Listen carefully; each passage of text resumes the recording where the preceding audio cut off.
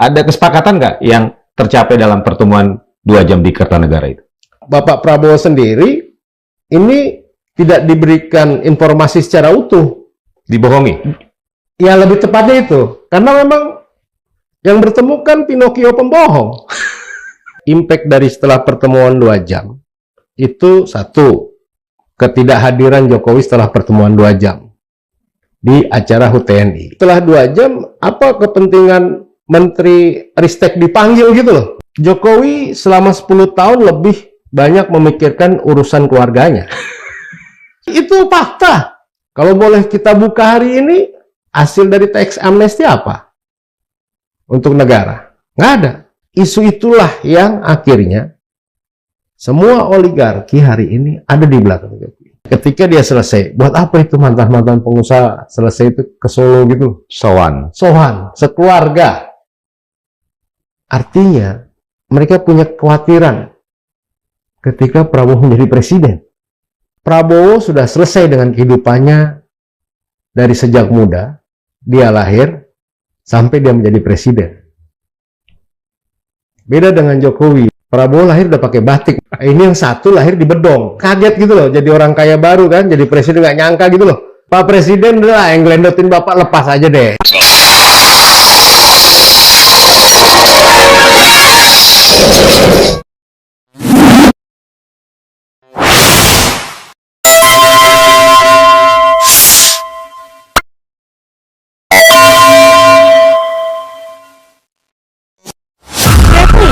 Harun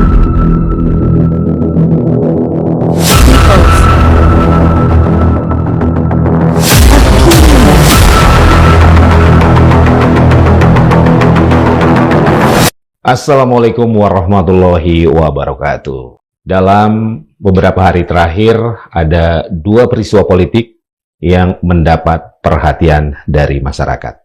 Pertama, pertemuan Presiden Prabowo Subianto dengan Jokowi di Kertanegara, dan yang kedua, ketidakhadiran Jokowi sebagai mantan presiden dalam puncak peringatan HUT ke-80 Tentara Nasional Indonesia TNI. 2 peristiwa tadi tentu menimbulkan tafsir-tafsir politik dan juga membuka ruang spekulasi menjadi lebih lebar. Apa yang sebenarnya terjadi dalam 2 peristiwa tadi dan apakah ada implikasi politiknya terhadap kehidupan bangsa ini ke depan? Saya Margi Sarip akan berbincang bersama narasumber, seorang aktivis pergerakan, pemerhati politik dan demokrasi. Saya sapa Direktur Eksekutif Studi Demokrasi Rakyat SDR, Hari Purwanto. Mas Ari, terima kasih. Siap, Mas Sudah Margi. hadir. Sehat ya? Alhamdulillah, Mas Margi. Alhamdulillah. Mas Ari, pertama kita bicara soal pertemuan di Kertanegara 4 Oktober yang lalu ya. Pertemuan 4 mata, Presiden Prabowo dengan Jokowi, durasinya kurang lebih 2 jam. Menurut Mas Ari, pembicaraan yang mereka lakukan, itu menyangkut urusan negara atau urusan keluarga? Terima kasih Mas Margi atas undangannya ya. Memang menarik yang perlu diamati oleh publik, apalagi kita lebih sering melihat Prabowo yang sering ke Solo. Tapi kemarin 2 jam itu ke Kertanegara, ternyata Jokowi datang juga menemui Prabowo. Tentu ini bukan hal yang sepele, pasti ada hal-hal strategis yang dibicarakan selama 2 jam. Dan apalagi mantan presiden ke-7 hadir di kediaman pribadinya presiden ke-8, kan gitu. Di Kertanegara. Di Kertanegara. Karena image Kertanegara yang sudah kita sama-sama tahu, waktu penentuan kabinet pun semua menteri-menteri dipanggil ke Kertanegara. Proses seleksinya di sana. Mas Margi. Jadi tentu ada misi yang ingin disampaikan Jokowi kepada Prabowo. Dan ini pasti sangat urgent. Ditambah beliau baru masuk juga, ya Presiden ke-7 ini jadi penasehat apa Bloomberg gitu kan gitu. Ya kan? Jadi ini yang menarik adalah apa sih pertemuan 2 jam ini yang mau disampaikan ya kan? Apalagi fenomena politik di luar yang makin ramai adalah persoalan ijazah Jokowi sendiri, yang juga masih Roy Suryo dan teman-teman ini masih tetap bergerilya mengejar keaslian soal ijazah Presiden ke-7, ya kan. Belum lagi peristiwa juga terhadap Wapres, di mana teman-teman juga, teman-teman Om Roy Suryo ini juga mengejar kan keaslian ijazah Gibran sendiri kan. Apakah ini setaraf dengan ketentuan menjadi cawapres pada saat itu yang dikeluarkan oleh KPU kan gitu. Ini juga hal yang sangat menarik dalam pertemuan 2 jam. Apakah ini juga bagian dari pembicaraan Jokowi terhadap Prabowo? Jangan-jangan ya kan, ini juga ada hal yang disimpan selama ini, yang tidak dibuka oleh Jokowi sendiri kepada Prabowo, ya kan? Sehingga tentu ada impact dari pertemuan 2 jam ini, Mas Margi, ya kan? Gitu. Nah, nanti kita akan coba kupas lah satu persatu ya, apa yang menjadi, apa sih konsen 2 jam ini? Oke, secara substansi, informasi apa yang Mas Hari dapatkan? Pertama adalah, kalau kita lihat impact dari setelah pertemuan 2 jam, itu satu, ketidakhadiran Jokowi setelah pertemuan 2 jam di acara HUT TNI. Itu hanya berselang sehari? Iya, selang sehari. Oke. Ya kan? Kedua adalah tidak disebutkannya. Memang tidak hadir, tidak disebutkan. Tentu itu bagian ini ya. Tetapi dalam pertemuan 2 jam tersebut, selang sehari terus tidak hadir dalam HUT TNI, ini menjadi catatan. Terlepas dari alasan kesehatan, Pak Jokowi, apapun ya, ya kan? Karena 2 jam saja dia mampu berkomunikasi dengan Prabowo. Oke. Di tengah kesibukan Pak Prabowo sebagai presiden dengan agenda kenegaraan yang luar biasa. Betul. Nah, semestinya dengan pengalaman Jokowi pernah jadi presiden, masa tidak menghargai kehadiran untuk di acara HUT TNI? Oke. Kan gitu. Dan kemarin tuh kali pertama Pak Prabowo menjadi inspektur upacara. Betul. Dalam acara HUT TNI, itulah pertama kali Pak Prabowo. Semestinya kalau Jokowi memang mendukung dan dia sudah menitipkan anaknya sebagai wakil presiden Prabowo, dia tentunya harus menghargai atas jerih payah atau institusi yang pernah membesarkan presiden ke-8. Oke. Ini kan tidak, Mas Margi. Menurut Mas Hari, 2 jam itu lebih banyak dibicarakan menyangkut kepentingan negara, atau jangan-jangan lebih banyak kepentingan Jokowi dan keluarganya? Jokowi selama 10 tahun lebih banyak memikirkan urusan keluarganya. 10 tahun. Ya, Mas Margi, itu fakta. Fakta. Ketika dia bicara hal ideal soal teks amnesti, kalau boleh kita buka hari ini, hasil dari teks amnesti apa? Untuk negara? Nggak ada. Tapi untuk keluarga iya. Untuk keluarga ya, mungkin session lain lah itu membahas, dan itu fakta, kan gitu. Oke, menurut Mas Hari ada deal nggak? Ada kesepakatan nggak yang tercapai dalam pertemuan 2 jam di Kertanegara itu? Saya melihat ketidakhadiran itu, walaupun tadi alasannya adalah alasan sakit, ketidakhadiran Jokowi di HUT TNI. Iya, di HUT TNI. Artinya ada hal yang menurut saya ini juga tidak bisa diterima oleh 08 Pak Prabowo. Apa yang tidak diterimanya? Misi dari Pak? Bisa saja ya. Soal masalah satu, keabsahan ijazah wakil presiden. Ijazah SMA Gibran. Mungkin selama ini Pak Prabowo tidak pernah mengkoreksi persoalan tersebut. Tapi setelah 2 jam, apa kepentingan Menteri Ristek dipanggil gitu loh? Oke. Setelah pertemuan 2 jam. Oke. Jangan-jangan mengkonfirmasi apa yang disampaikan oleh Jokowi. Benar nggak keabsahan soal masalah ijazah wapresnya, kan gitu loh. Jangan-jangan selama mencalonkan kemarin, Bapak Prabowo sendiri ini tidak diberikan informasi secara utuh. Dibohongi? Ya lebih tepatnya itu. Karena memang yang bertemu kan Pinocchio pembohong. Iya kan? Lah memang faktanya 10 tahun kita dibohongi kok. Oleh Jokowi? Jokowi. Oke. Ya kan? Dia bilang anaknya tidak...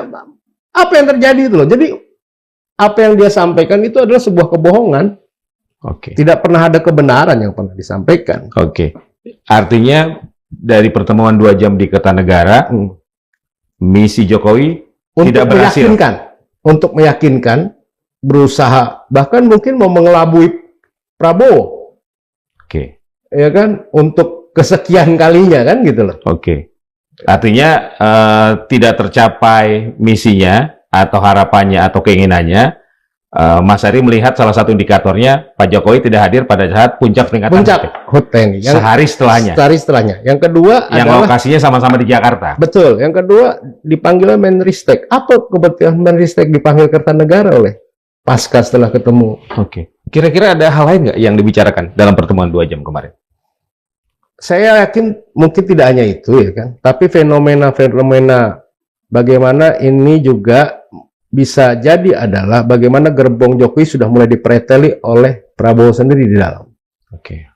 Reshuffle kemarin, mungkin dugaan saya itu juga menjadi bagian pembicaraan yang disampaikan oleh Jokowi kepada Mr. Prabowo. Apalagi setelah tersingkirnya Budi Ari, Ya, Budi Gunawan. ya, gerbong-gerbong geng Solo lah ya. Oke. Sebagian geng Solo yang mulai dipreteli oleh 08, ya kan? Ini juga menjadi bagian untuk berkompromi juga.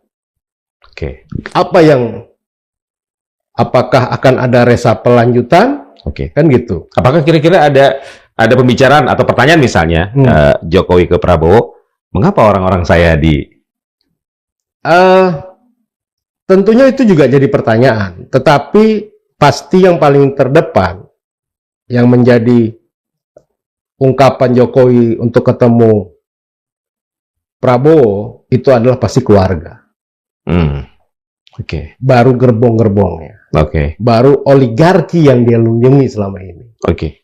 Mas Ari, dari catatan saya di tahun pertama Pak Prabowo menjabat sebagai presiden, Pak Jokowi sudah 4 kali bertemu dengan Presiden Prabowo, baik di Solo maupun di Jakarta, dan itu tidak pernah dilakukan oleh mantan presiden sebelumnya terhadap presiden penerusnya ya. Betul. Oke, Mas Hari melihat ada apa ini? Inilah yang menarik Mas Margi, bahwa baru kali ini dalam sejarah ya kan, mantan presiden sangat berhasrat ketemu terus-menerus dengan presiden terpilih. Satu, saya melihat adalah faktor karena wakil presiden adalah anak kandungnya. Oke. Ya kan?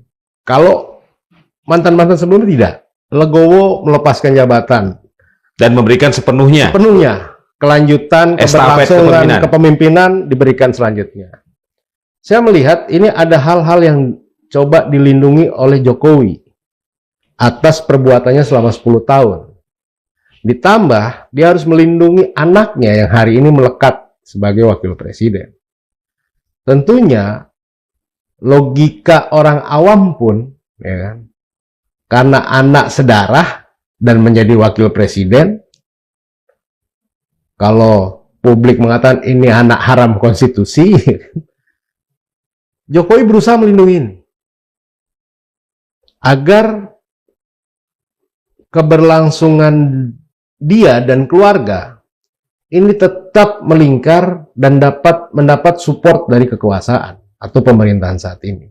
Oke. Gitu. Artinya bayang-bayang Solo masih kuat terhadap Hambalang? Selama orang-orang setia Jokowi masih ada dalam kabinet, ini tentu akan terus menggerus pemerintahan saat ini. Oke. Lama-kelamaan publik bisa akan menilai, sebenarnya Presiden ke-8 ini serius nggak sih untuk memisahkan badan dengan geng Solo? Oke. Atau memang mereka sama-sama akhirnya memegang kartu truf gitu loh. Oke. ya kan? Tapi proses yang Mas Ari sampaikan membersihkan itu masih berlangsung, berjalan. Berjalan. Oke. Berjalan. Nah, tinggal keseriusan bayang-bayang Jokowi ini harus lepas dari Presiden Prabowo. Masih berapa kuat? Selama menteri-menteri strategis ya masih dipegang oleh loyalis Jokowi, tentunya akan sangat sulit untuk melepaskan diri. Kita sama-sama paham. Pertama adalah bagaimana kasus Mendagri ketika Tito ketika bicara soal pulau.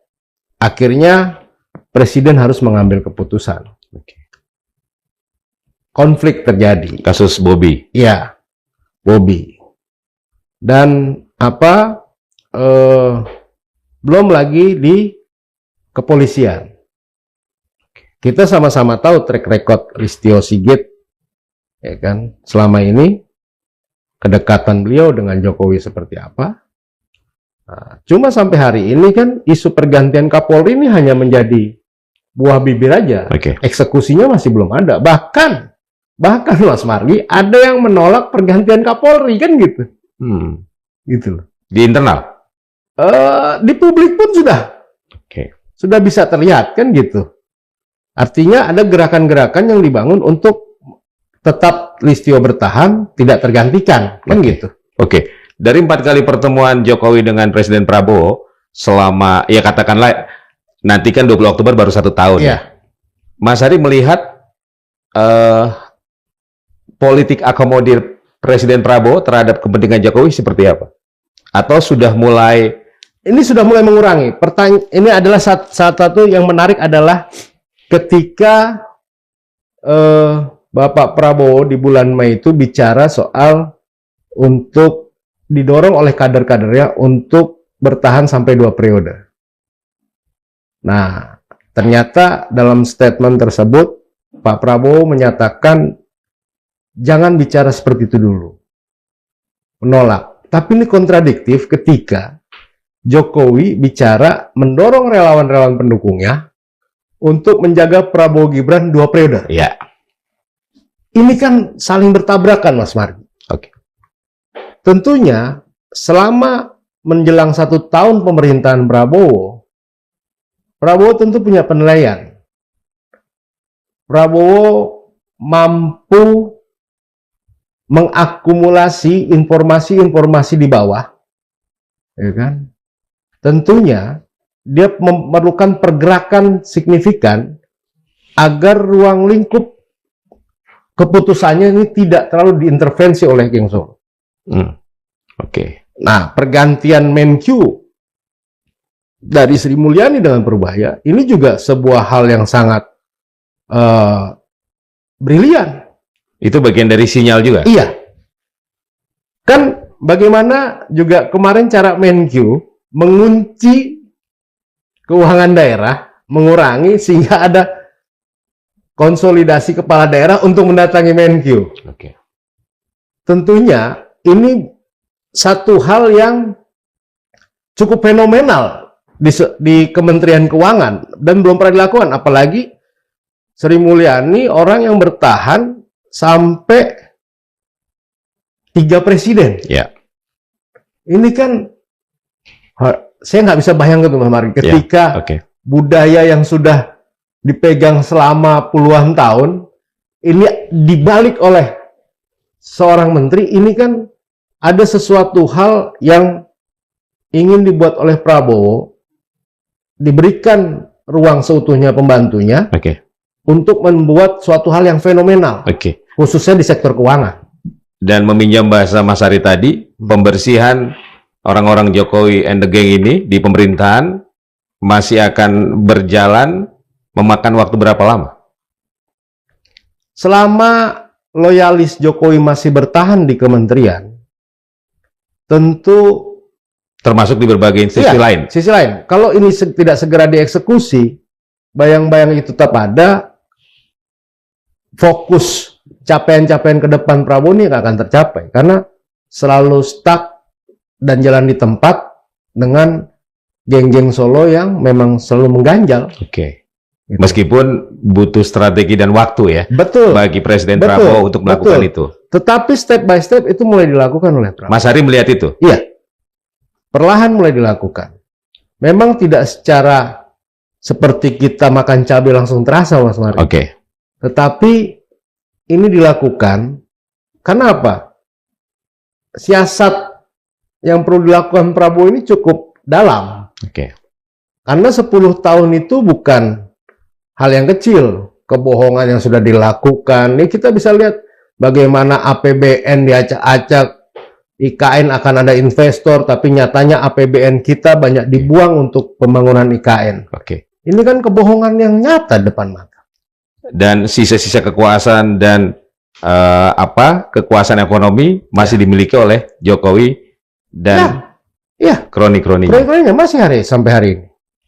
Contoh sektor yang saya sebut misalkan, hari ini kepala Bappenasnya belum diganti. Iya kan? Peninggalan Jokowi kepala Bappenas. Ya kan? Nah, belum lagi tadi Kemendagri. Oke. Mendagri. Belum lagi kejaksaan. Kepolisian. Ya kan? Tentunya ini perlu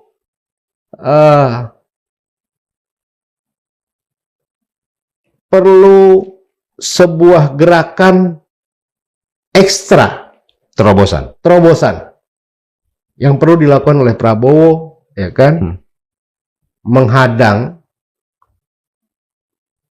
perilaku geng Solo, ya kan, yang hanya membuat sumbatan-sumbatan. Oke. Menurut Mas Hari, apa implikasi dari hasil pertemuan kemarin di Kertanegara terhadap situasi politik nasional ke depan? Yang pasti kalau ini Prabowo konsisten, ya kan, ya bagaimanapun dia sebagai pemenang dipilih secara utuh, ya kan, bahkan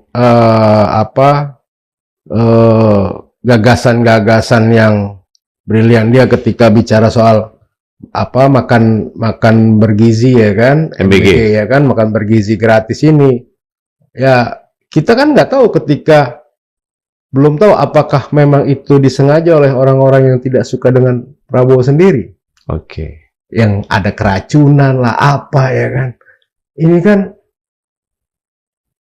ide besar, tapi kalau masih dihalangi oleh kelompok-kelompok yang ingin menyelamatkan oligarkinya, ya kan. Mas Hari melihat ke sana?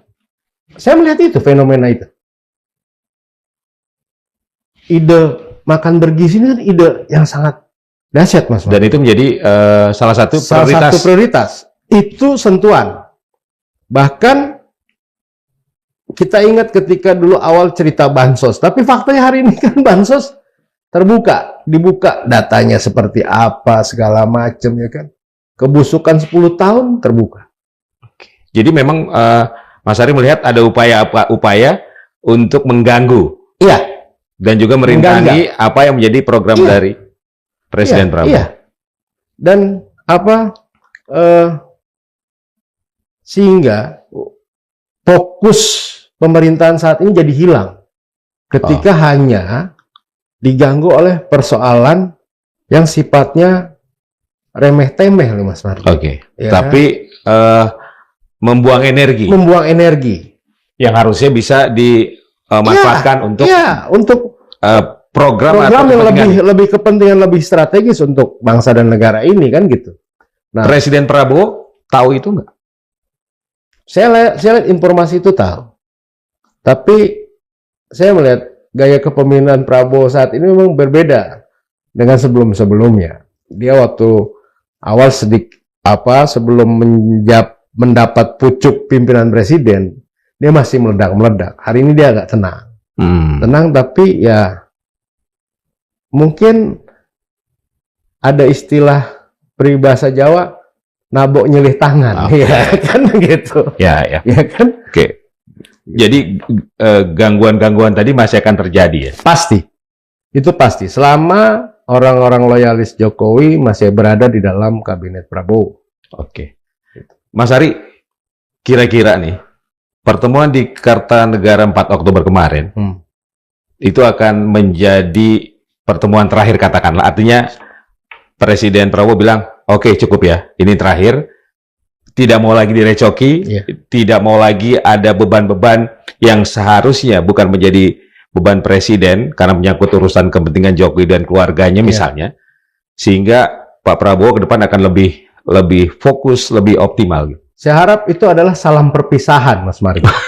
Salam perpisahan, ya kan? Oke. Gitu. Agar Prabowo fokus untuk berkontribusi baik secara pemikiran, tenaga, ya kan, untuk kepentingan rakyat Indonesia. Oke. Dibandingkan berpikir hanya untuk melobi-lobi Jokowi dan segala macam.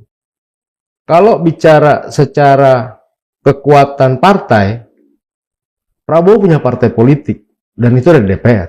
Oke. Kenapa harus khawatir? Apa khawatir dengan cukong-cukong yang di belakang Jokowi yang selama ini berlindung selama 10 tahun? Kan itu. Oke. Nah, inilah yang 10 tahun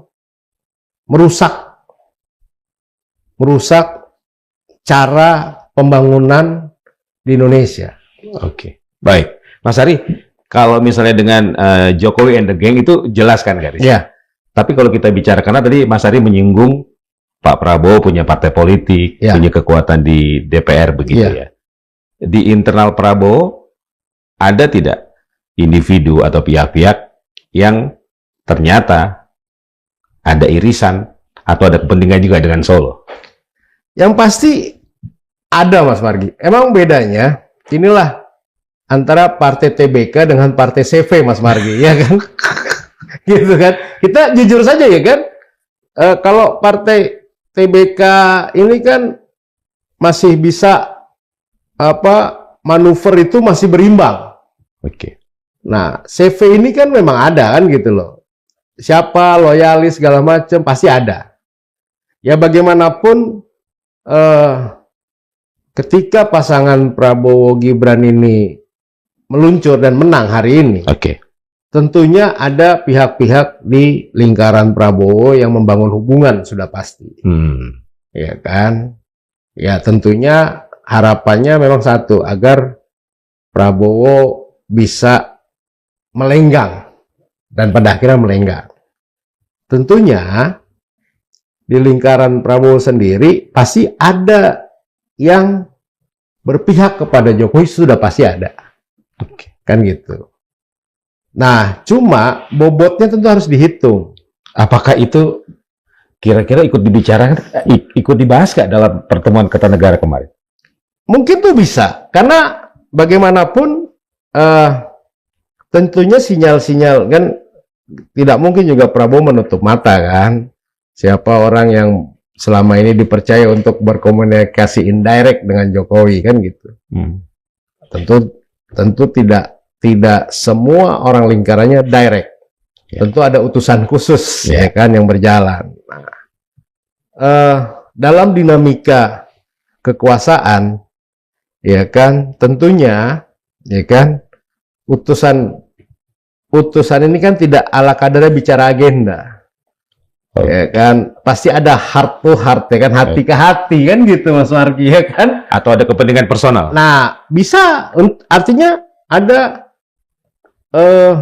menjaga gerbong beliau, gerbong orang tersebut ya kan, untuk tetap ada di lingkaran Prabowo, tapi Jokowi tetap bisa mendapat informasi dan supply. Itu apakah bisa diartikan main dua kaki? Tentunya. Apalagi kalau ketika selama Jokowi berkuasa orang tersebut ikut menikmati. Ikut mendapat kue-kue remah-remah kekuasaan Jokowi, mungkin saja secara personal, bukan secara partai tadi ya. Tapi secara personal. Secara personal. Oke. Mas Ari, kita juga mendengar ini terkait hubungan antara Pak Prabowo dengan Jokowi ya. Kalau kita mendengar apa yang sudah disampaikan oleh barisan pendukung Jokowi, kan mereka selalu menggaungkan, ya kan? 2 periode. Ini 2 tokoh bangsa, yang harus punya solid, tuan, jangan dibenturkan, jangan diadu domba dan sebagainya. Nah, kalau Mas Ari melihatnya seperti apa mengenai hal ini? Kalau kekuasaan itu hanya menguntungkan hanya untuk segelintir orang dan itu tidak dinikmati oleh seluruh rakyat, ya kan? Buat apa kita mempertahankan sebuah persatuan kalau kepentingan pribadi yang ditamakan, bukan kepentingan masyarakat? Prabowo sudah selesai dengan kehidupannya dari sejak muda, dia lahir sampai dia menjadi presiden.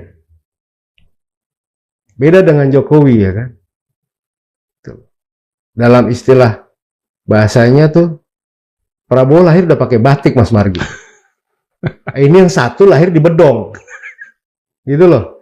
Sehingga kaget gitu loh, jadi orang kaya baru kan, jadi presiden nggak nyangka gitu loh. Percepatannya kan sangat dahsyat, Mas Margi. Dari wali kota Solo, jadi gubernur, nggak purna 1 periode, terus jadi presiden. Dari orang sederhana lah, iya, bahasanya begitu ya. Kan itu yang dijual sederhananya, ya kan?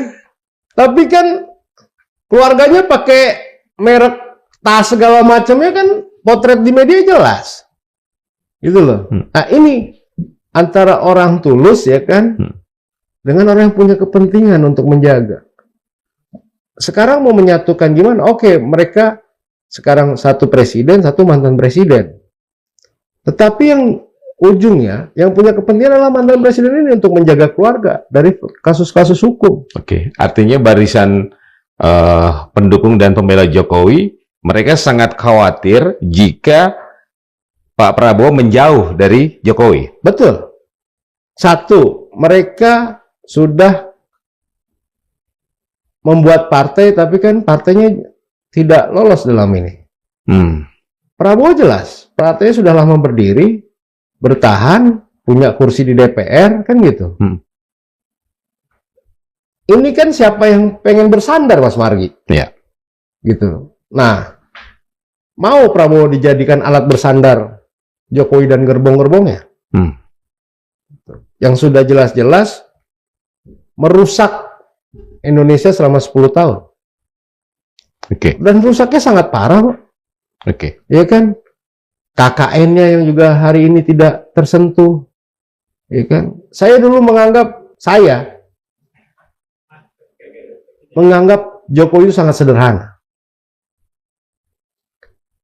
Tapi faktanya itu hanyalah kamuflatif. Jadi Mas Ari merasa tertipu? Saya salah orang yang tertipu. Saya salah satu orang yang tertipu. Karena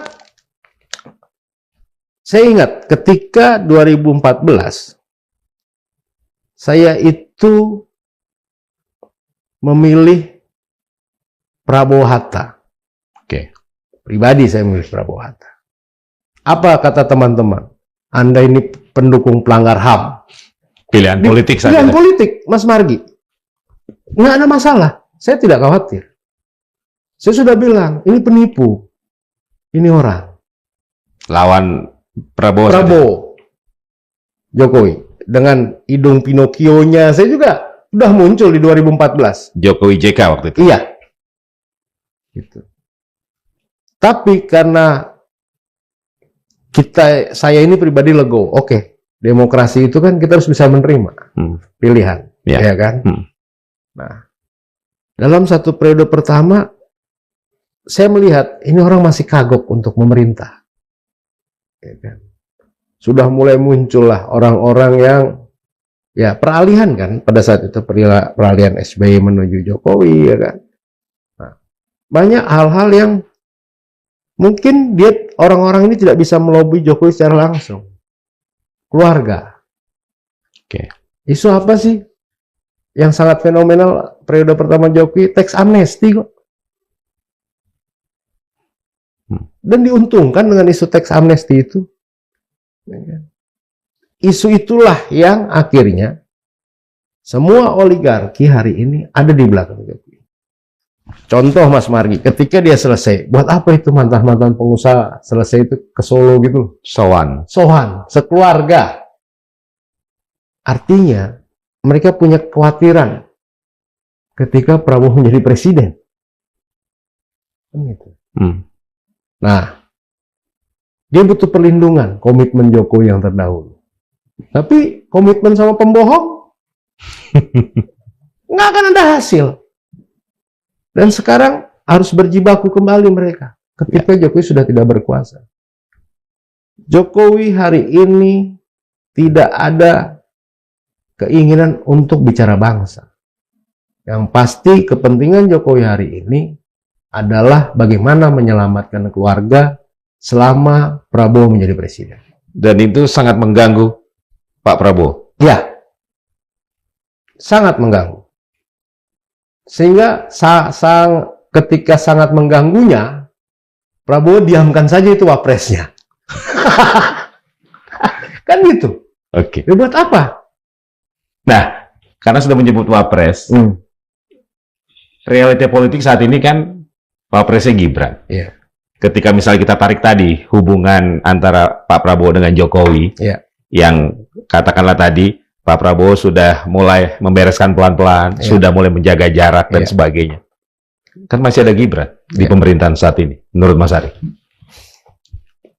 Sekarang kan gini, Gibran ditugaskan juga untuk ke Papua. Ya kan?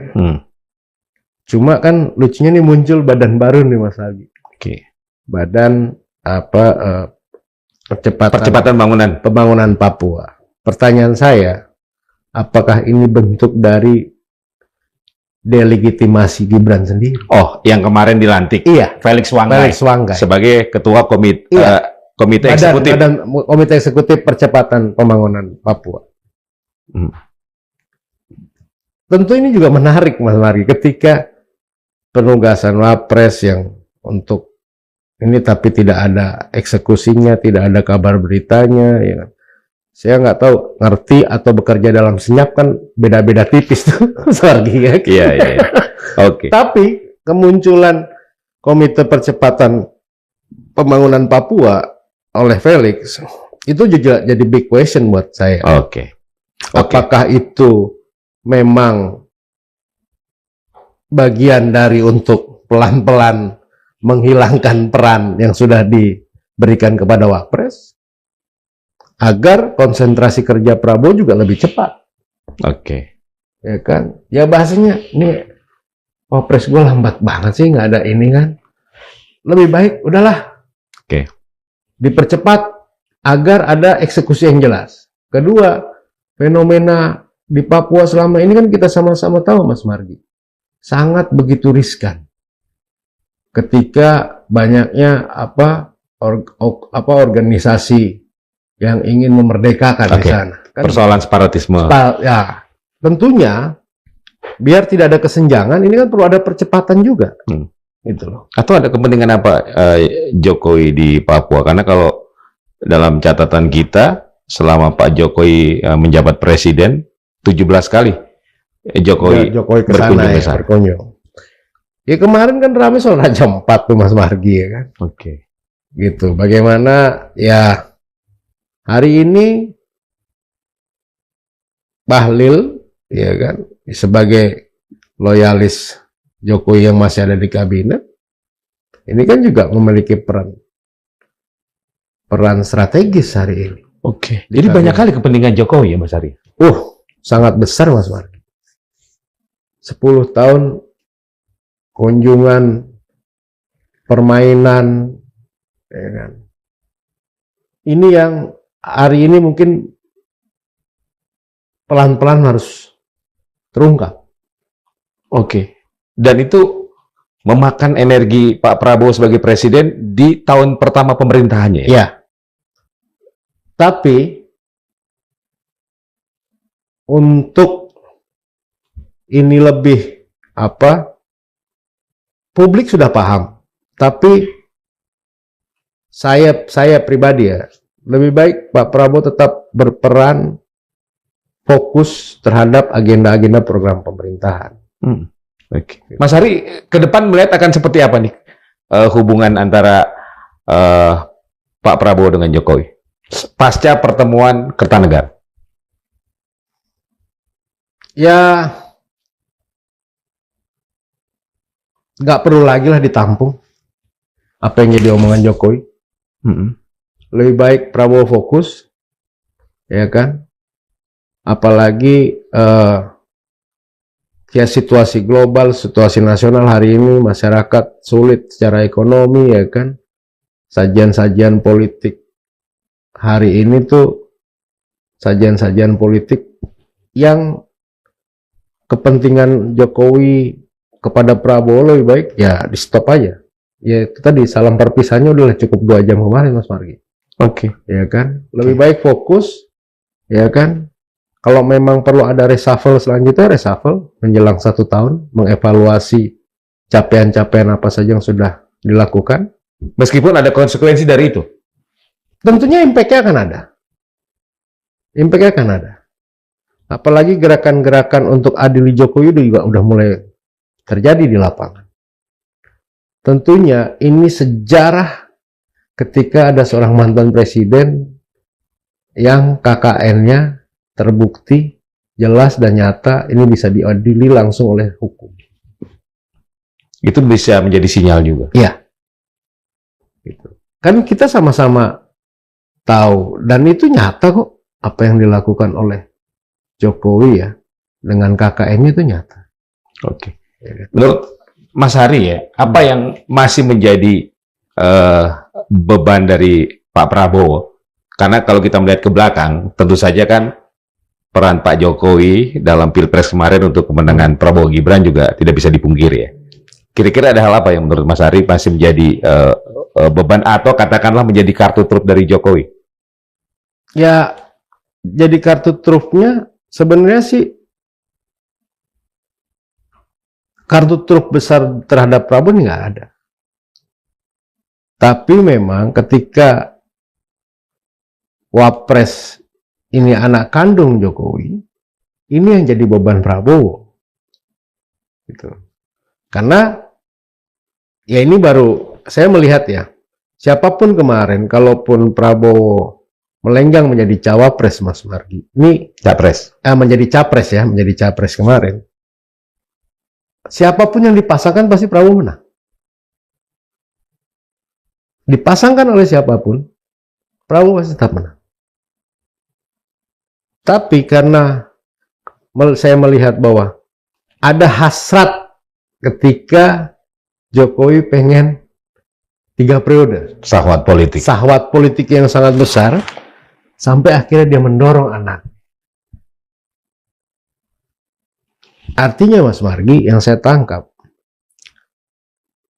ungkapan-ungkapan dia, kejujuran-kejujuran yang dilakukan oleh Jokowi selama ini, itu kebohongan yang dibangun. Ya kan? Nah, kalau sampai ini tetap bertahan, evaluasi 1 tahun pemerintahan, tentunya Prabowo sudah punya alasan gambaran selama 1 tahun. Oke. Capaian-capaian yang belum tercapai masuk periode kedua, ini harus segera dieksekusi. Oke. Ya kan? Berarti setelah 20 Oktober nanti di tahun kedua, Presiden Prabowo akan lebih leluasa, lebih ringan dalam menjalankan tugasnya sebagai kepala negara dan juga sebagai kepala pemerintahan. Tentunya dia harus lebih luas, lebih fokus dibandingkan harus memikirkan hal-hal yang menjadi beban. Oke. Saya melihat dari dari sebelum pelantikan Prabowo Gibran, ketika kemenangan mereka, saya pernah berstatement di salah satu media bahwa Gibran hanya akan menjadi beban dan bayang-bayang Prabowo. Gitu. Dan cukup di tahun pertama saja Pak Prabowo mengakomodir Harus berbagai kepentingan tadi, harus. termasuk kepentingan keluarga Jokowi. Iya. Sekarang apa kontribusi yang bisa diberikan Jokowi terhadap estafet pemerintahan selanjutnya kepada Prabowo? Sampai akhirnya Prabowo mengatakan IKN itu hanya sebagai kota politik, Ibu kota politik. ibu kota politik. Artinya yang saya tangkap, Jakarta tetap menjadi ibu kota utama, Mas Margi. Aktivitas politik cukup di sana aja. Itu bisa menjadi salah satu sinyal juga. Iya. Itu kan jelas dengan statement bahwa IKN hanya menjadi ibu kota politik. Arah Prabowo semakin jelas. Tetap bahwa basis utama ibu kota Indonesia adalah Jakarta. Di sana hanya jadi aktivitas politik. Nah, banyak statement-statement yang sudah mulai berbeda nih Mas Margi kan gitu loh. Oke. Tentunya itu bagian sinyal yang disampaikan oleh Prabowo, udahlah. Kalau mau bahasanya sebenarnya, Jok, gue udah lelah nih lo gelendotin gitu lah. Bahasanya gitu loh Mas Margi, udah lelah gue digelendotin lo gitu loh. Iya, iya. Kasian nih, masyarakat 280 juta ini butuh diopenin kan gitu. Iya, bro. Udahlah bro, capek gue gitu. Nah itu dia Mas Margi, lu kan yang menarik tuh Mas Margi, ketika Jokowi menjadi presiden, Pak SBY selesai menjadi presiden, Pak SBY tidak cawe-cawe gitu loh. Bahkan ya kondisi keuangan juga nggak terlalu rusak gitu loh Mas Margi. Oke. Ini kan Warisan masalah. warisannya 10 tahun gitu. Udah disuruh nemenin anaknya ya kan. Kondisi negara keuangan devisanya tidak jelas. Utang menumpuk. Ditambah bangunan IKN yang terbengkalai ya kan. Yang bahasanya, oh ini investasi dari luar yang masuk, ini itu. Katanya 500 triliun digeret dari APBN untuk masuk ke IKN. Coba. Kalau nggak kita bilang pembohong, apa dong Mas Margi? Jejak digital banyak tuh. Iya kan? Pinocchio-nya. Tadi bahasa tadi. Nah, itu. Apa yang mau kita percaya dengan presiden ke-7 akhirnya? Saya sendiri tertipu. Saya aja pribadi tertipu sama presiden ke-7 dengan kesederhanaannya ya kan. Ternyata, anak menantunya ya kan, bandanya Masya Allah Tabarakallah. Jadi menurut Mas Hari, daya rusaknya luar biasa ya? Terhadap Republik ini? Kekecewaan itu ada Mas Margi. Kekecewaan itu sangat besar. Bagaimana kita disajikan nyata. Segampang itulah kekuasaan digunakan untuk memberikan ruang kepada keluarga, anak, menantu. Terus cita-cita anti KKN kita di mana? Nah, sebagai orang yang pernah hidup di era Orde Baru dan juga merasakan era Jokowi, apa menurut Mas Hari bedanya? Saya melihat lebih parah mana?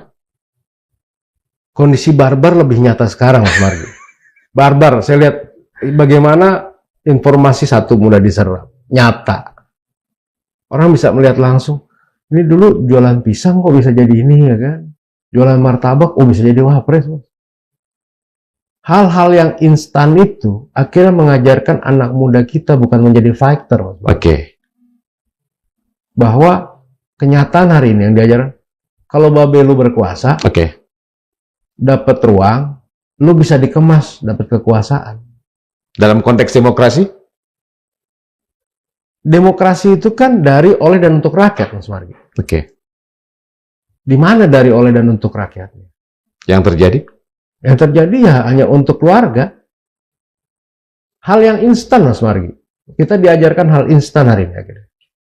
Nah, itu yang mengabaikan proses. Mengabaikan proses. Itu yang termindset oleh generasi hari ini. Daya rusaknya parah. Tidak hanya daya rusak terhadap, tapi daya rusak berpikir anak muda kita.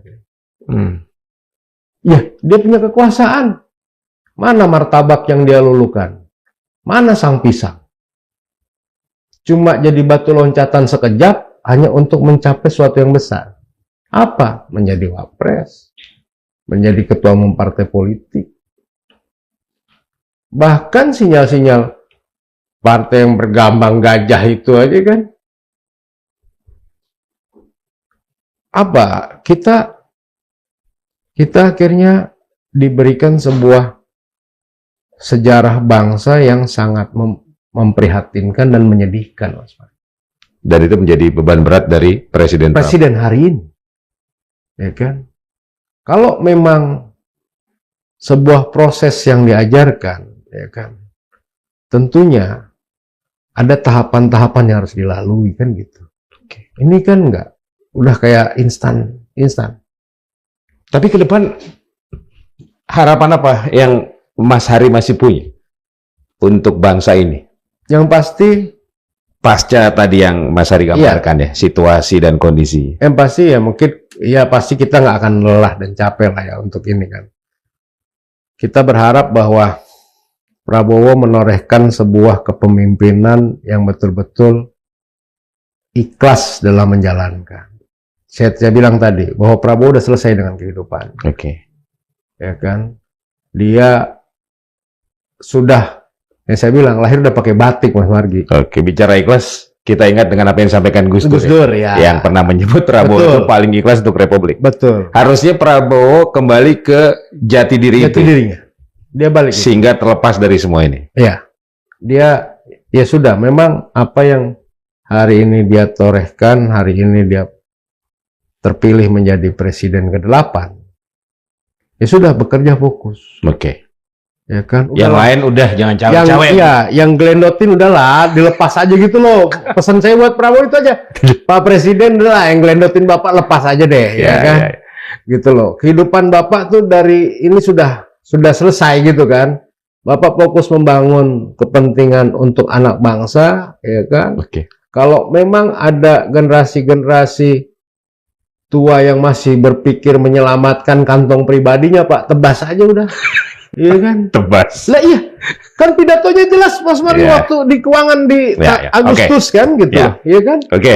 Gitu. Mas Hari Purwanto, terima kasih Siap Mas Margi. sudah hadir. Siap. Kita tunggu saja perkembangannya. Iya. Apakah Pak Prabowo akan memenuhi harapan Mas Hari dan Ya, seluruh rakyat bagi Indonesia? saya sih itu salam perpisahan lah. Pertemuan Pertemuan kemarin. 2 jam itu salam perpisahan. Goodbye. Goodbye lah. Oke. Jokowi. Ya. Baik. Sobat Madilog, tadi itu perbincangan saya bersama Mas Hari Purwanto, Direktur Eksekutif Studi Demokrasi Rakyat SDR ya, mengenai pertemuan 2 jam Presiden Prabowo dengan Joko Widodo di Kertanegara. Tadi kita sudah bicarakan hal-hal apa yang kemungkinan terjadi dan apa implikasinya terhadap kondisi bangsa ke depan. Semoga bermanfaat. Saya Margi Sari pamit dan insya Allah kita akan jumpa di episode berikutnya. Assalamualaikum warahmatullahi wabarakatuh. Mas Ari. Terima kasih Mas Margi. Thank you.